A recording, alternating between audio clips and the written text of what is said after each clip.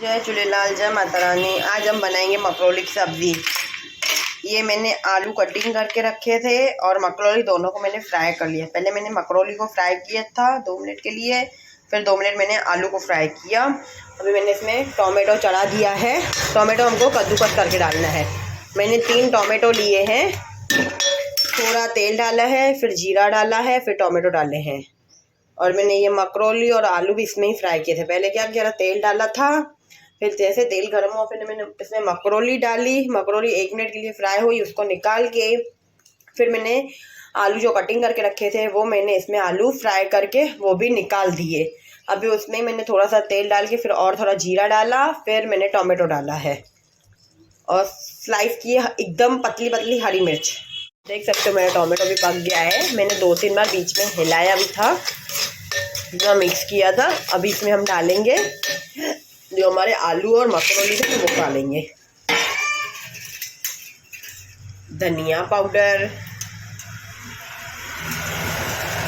लाल मिर्च पाउडर, हल्दी पाउडर और स्वाद अनुसार नमक। इसको हम पूरा मिक्स कर देंगे, अच्छी तरह मिक्स कर देंगे, अच्छी तरह। आप देख सकते हो मैंने इसको अच्छी तरह मिक्स कर दिया है। अभी इसमें हम पानी डाल के पूरी सब्ज़ी को बनाएंगे। आप देख सकते हो सब्ज़ी का टेक्सचर अभी पूरी मिक्स कर दी है मैंने। इसमें हम 1 गिलास पानी डालेंगे इसको पकाने के लिए।